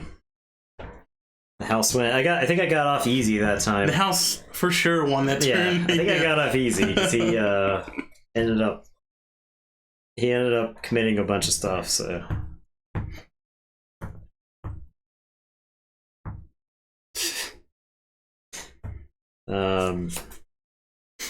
So yeah, like generally with that deck, like I don't know, you definitely want to get to your 4th card and it be an attack.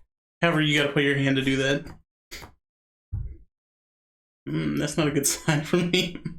Alright, indiscriminate shock, 1.3 million volts. It's coming at you for looking for a 5, check to 3.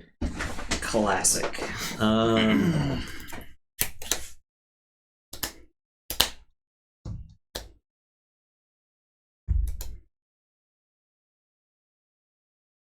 The fruits of our labors is not great. I want to keep, right? I mean, you definitely want to use it to get rid of my momentum, yeah.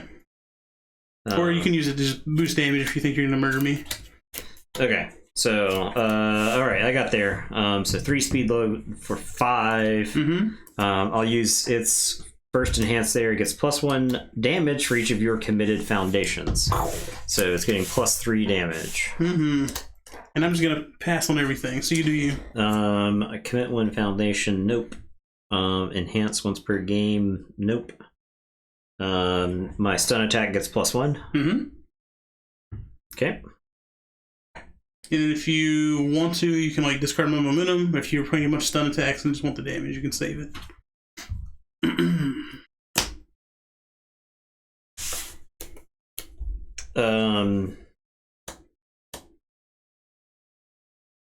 I'll just let that come on through then. For 9? Yeah, taking the 9. 9 down to 19. Bang! Look, the last HP is the only one that matters.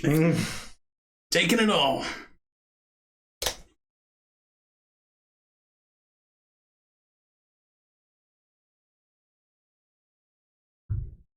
Oh no. High His engine hand is kick. Just gas. Looking for a 5. Checking a 5. Easy peasy. Okay, so 4 speed high for 4 enhanced, discard 1 card. This attack gets +2 speed. If you discard an attack card, it gets +4 speed, and then draw a card. So you draw the card regardless, no matter if you discard a foundation. Yeah. That's what I thought. Yeah. So I'll use this, discard this to get +2 speed. So this is coming at you for 6. And then I'll draw. Yeah, 6 high for 4. Yeah. All right. Sounds good. Anything else? Nope. 6 high for 4. 15. That's his last move. Your 4th attack is going to do 15 damage. It's not. Well, that's good. Good for me.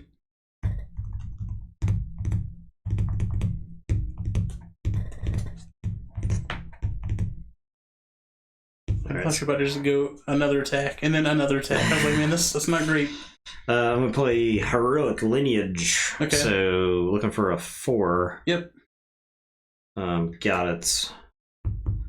Now Do I...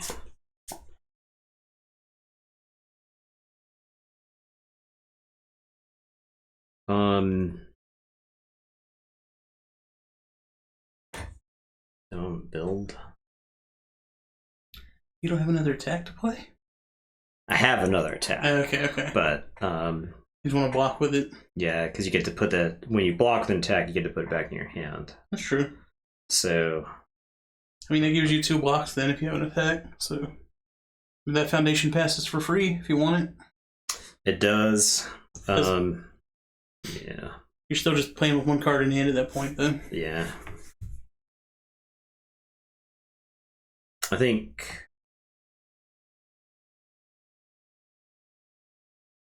we call it there. So this goes to my momentum. This goes to my momentum. Okay. This goes down. Okay. All right. I have 2 cards, and I will draw 4 cards. Yeah, I wonder if being aggressive was better there or not. I don't know. Aggressive puts you in the position where you could possibly die on the following turn. Right. As it is now, I have to survive this turn and the next one. Right. So. Well, I mean, if you survive this turn, you probably get to kill me next turn. I mean, we'll see. Alright, double front beat down. On a 5. Checks. Okay. So you don't have any responses, so I will go ahead and use its enhance. Discard the top 2 cards. This one builds in. Okay. Your enhance. Yeah, I got another.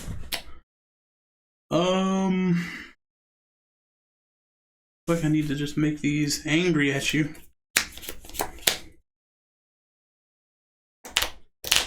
Oh, this card's good. The card is really good, yeah. The card is super good. This card's pretty good. Pretty good. I'm actually just gonna pass. Okay. It'll be a 4/2 for 6 damage. Okay, I'll defend for 6. Mm-hmm. So +2 block, 4 speed high. Block for 5. I'll make it 6. Okay. And then I'll put this back in my hand. Sure. And then I'll kick that out.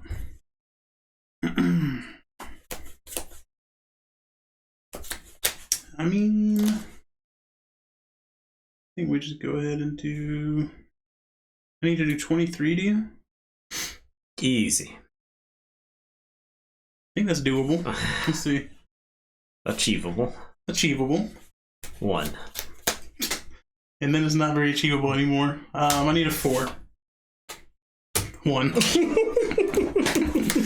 Called it down on me. 2, 3, 4. The pit boss is coming over to talk to you. Alright. Sir, All right. Calm down. We can extend your line of credit if need be, sir. Alright, so here's what we're doing. We're going to... How about we get you a night? How about we get you a room for the night, sir? I'm going to need it. I'm going to destroy a foundation for +2 damage. Okay. And when that foundation leaves my stage, I can respond with this to ready it. Okay. Your enhance. I'm going to respond after your rival attack receives a damage. Did you do damage or just... I did damage, You did damage, yeah. So after your attack receives a damage bonus, I'm going to give it -3 speed. -3 speeds. Alright. Yeah, then I don't have any other enhances. That's fine. I will flip requesting assistance to ready my other foundation. Okay. We're back, baby. Did I use its enhance yet? I don't think I did. No, I don't think you have. Alright, we're doing that. Discarding these 2 to draw 2. Alright. No further enhances. 0/2 for 6, baby. Block. I deflect. I block. Alright. Get it out of here. Yeah. Get that junk out of here. So I definitely can't kill you now. Well, I did forget how much I loved the tug of war in this game. Yeah, it's definitely a lot of back and it's forth. a little so. You haven't tried out Flesh and Blood yet, right? I have not. Yeah. Flesh and Blood and this game have similar DNA. Once again, if we go back to the genealogy, we could tell where they've like split apart. But, yeah. Flesh and Blood. This game always felt like you could come back. Flesh and Blood, in my experience, at least with like the lower health total games, ain't no coming back. You're like on your back foot the whole time. Yeah, so that's fair. All right, well, it's because you don't draw up until the end of your turn. So, just think about how this game would play differently if you had to get through your opponent's turn, then play the things you wanted to play, and then you got to draw back up. Yeah, I don't want to play defense first. I don't want that. All right, so you built some foundations? Yeah, I built these two. I still have 2 in hand, and we just send it back to you. Okay, so I'm going to review that card away. I'm going to hope you don't do my last 15 life.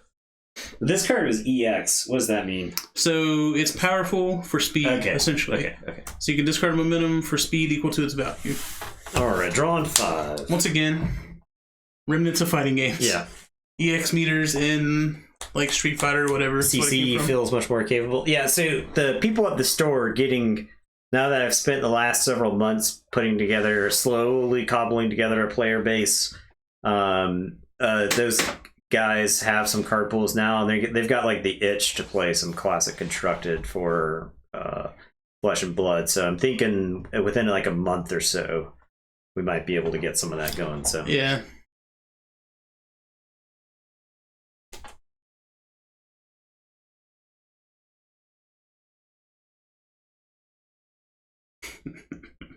Sleeping Eddie.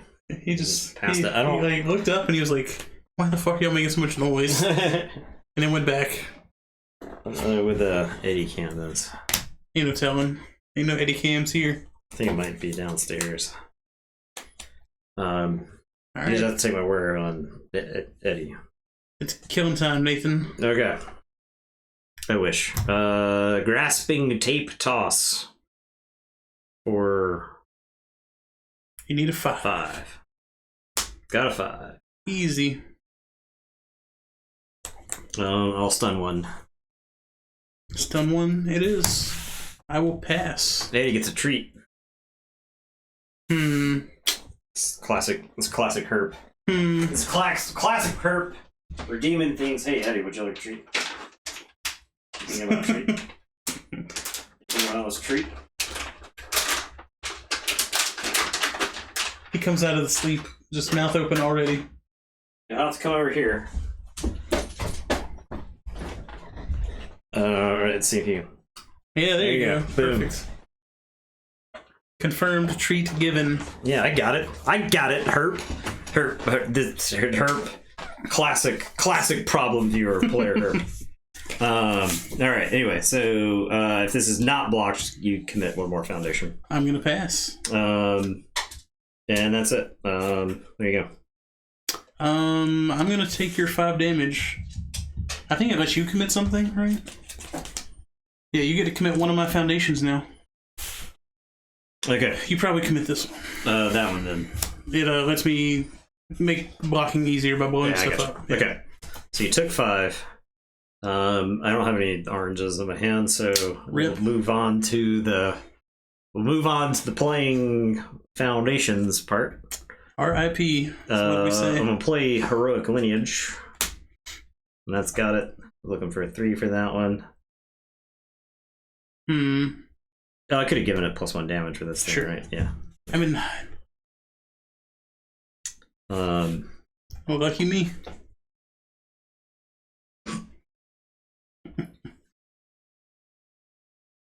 Picks over didn't happen.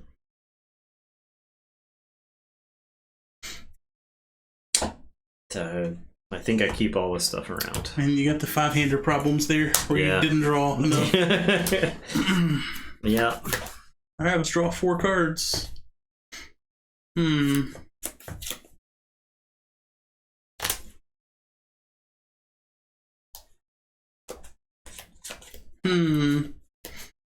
think I have to play this turn very weird.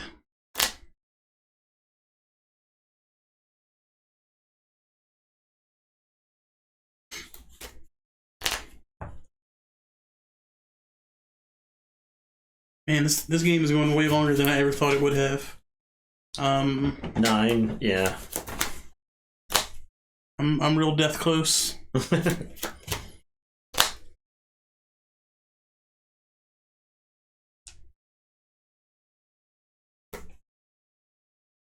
think I just have to play defense, which sucks.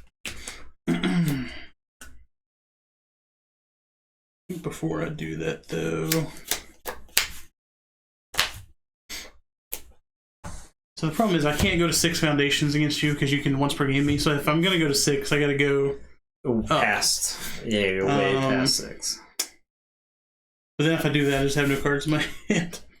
Alright, so we're going to play this guy on a 3. Okay. So what this does is when I play it, I can respond to remove 1 momentum from the game. Okay. And then I can search for 2 cards in my deck, or in my discard, and put them on top of my deck. Oh. And then the other response lets me draw a card. So I basically get to tutor 1 card up and put my next check down. Oh, that's pretty good. So we're going to draw this guy. It's a 2 check, but I mean, it's very powerful. It's very powerful, yeah. So we'll put the 5 check on top and then draw that. And then this has flash on it, so flash means you can't play enhances during it. Ah, okay. So just a 4-speed high for 3 damage. No one can play enhances. No one can play enhances. Yeah. Okay. All right. There were some attacks that had similar abilities in the past. It just didn't have that keyword. Yeah. Okay. I like that keyword. That's a good change. Agreed. So I'll defend for 6. Mm-hmm. So I got a 5, and I'll make it a 6 with this. Okay. I'm gonna play this now on a 5/6. 5/6. I'm going to use its enhance to build 2. Build 1. Your enhance. A pass. We're gonna send it as a 4-speed high for 8 damage or 6 damage. I'll take the 6. Alright. And then I need a 3. I need a 3. And I need a 4. And we'll send it back to you. So I am in your once per game territory. Alright. I'm going to review a card. And I'll draw. Actually, definitely take these momentums. Or wait, you blocked one of those. You blocked that one. Yeah.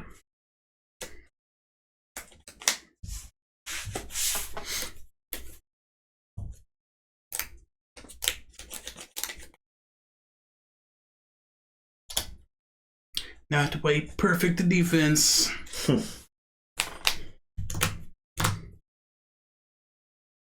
Okay. Let's see if I can...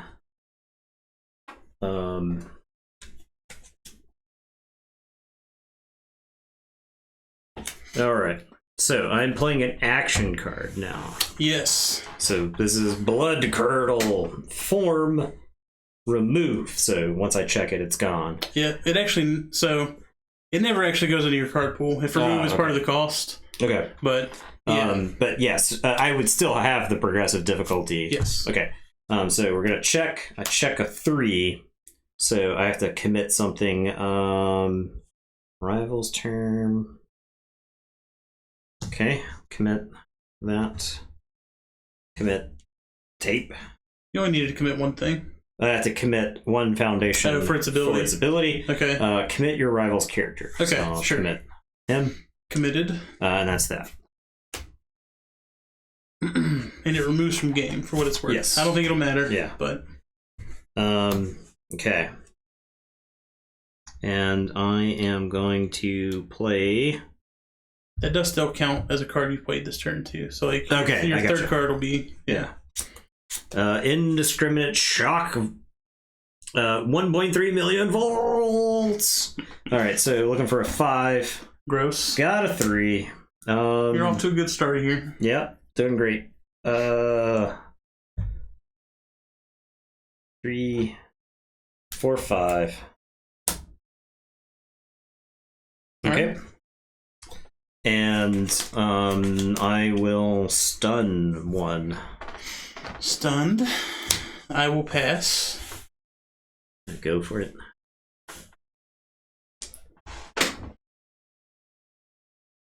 Once per game.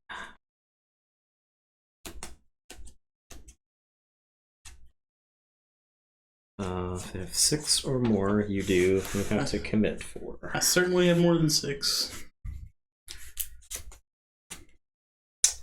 I can use this. I think I do use this. This isn't commit. So if you're... check against difficulty 6. Yep, so you can make me do that. Alright, so I check against a 6. That makes me commit 1, basically. Or I destroy already one. So I'll definitely commit 1. Okay. Sure, we'll commit that one. Okay. I will pass on my enhance. I think I do that with that. Once per game, if you've got 6 or more foundations, commit 4. Alright, so we go 1, 2, 3.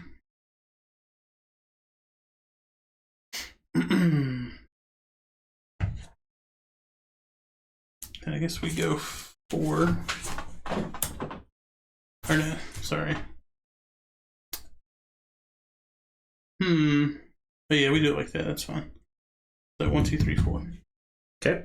My enhance, I'll use requesting assistance to ready this one back up. Okay. And that one does what? This is the one that lets me destroy a foundation to give my check +2 to block. Okay. Yeah, that makes sense. Let me try and block a little easier. Okay.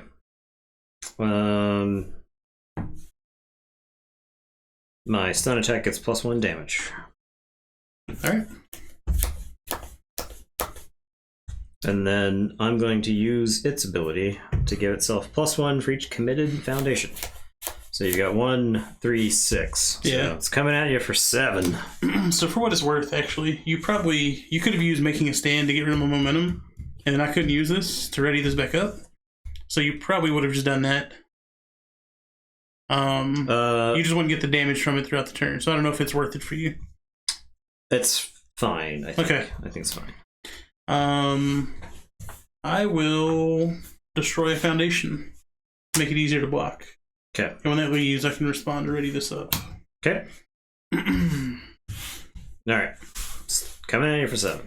Alright, so I need a 4. My check gets +2. Okay. So that is blocked. Okay. I am gonna play Think Fast for 3. Okay.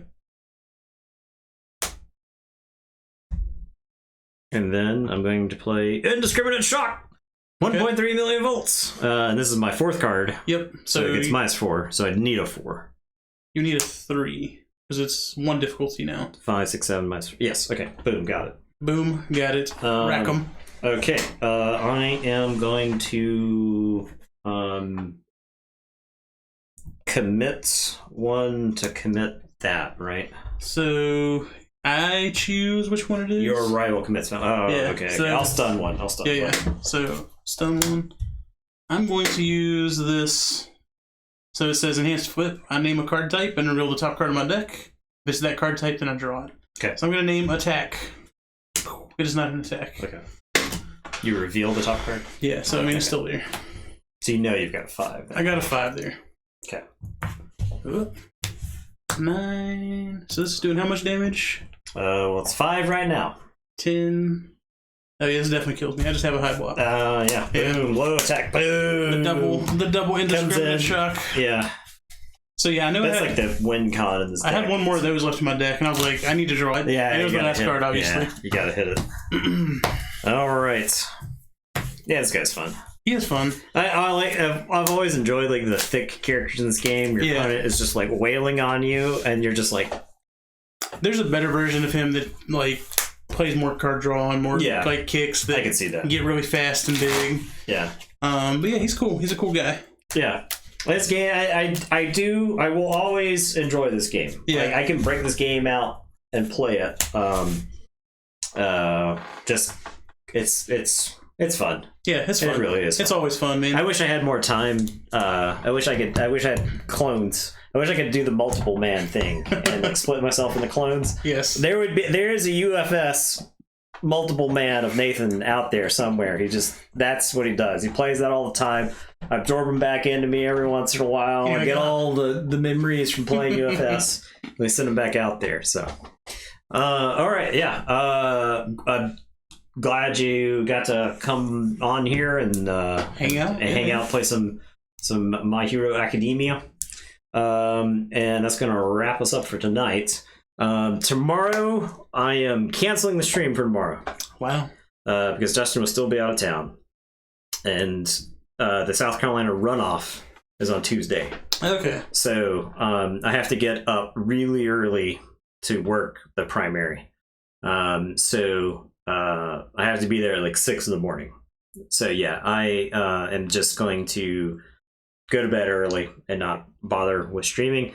So normally I was planning on having Logan, but due to driving and stuff like that, I don't it's gonna just be easier for me to not do a bunch of driving. So yeah. I hate to cancel the stream, but with gas at what it is, it would cost me $10 to drive from work to here to stream and then drive back, and I would be driving like 50 minutes. Wait, so what you're saying is if they commit to like $30 of donations, you'd probably do it then?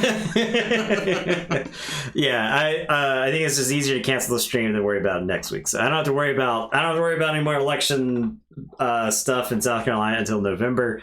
Yeah, I'm going to cancel tomorrow's stream. So this is consider this the advance notice. But we'll be back on Wednesday. It may be Soulforge Fusion. I think Soulforge Fusion. I have seen Soulforge Fusion arriving in people's hands on Twitter, so we may come back with Soulforge. So we're looking forward to trying that out. I know Justin bought in early on the Kickstarter, so I think he should be getting it in this first kind of wave. But yeah, we'll get to check that out, see how that plays, and then next week at this time we will resume the players Keyforge whatever it is, the players Keyforge G1 tournament. So with all the players submitted decks. So all right, there you go. Good night, everybody. Thanks again, Ryan. Mm-hmm. Ryan, what's the website? I'm gonna type it in the chat real quick. Oh yeah, so for our stuff, universusacademy.org, I think is what it's under. We mainly do stuff on our YouTube channel under Universus Academy. But yeah, if you guys like this game, check out the website too, the mhacardgame.com. I think that sends it there. So yeah. So yeah, mhacardgame.com if you're interested in playing My Hero. It's a pretty dope game. There's a lot of Twitch guys that stream it, so you could watch more games and see if you like it. Yeah. And yeah, like there's only 2 sets out, so it's prime to get in on the ground level. The community's great in this game. There's a Discord where you can go read about the game. The people who have played this game for years at this point were clearly playing it for the love of the game. Oh, yeah. There's an alternate reality where this is what the Keyforge community looks like in 5 years. Right? Yeah, for sure. So, but yeah. The Nathan that plays on all the community Keyforge events, the multiple man version of that. But yeah, there you go. That's it. That's it. We're done here. I'm gonna try pressing the end stream button, and we're gonna see if that ends the stream.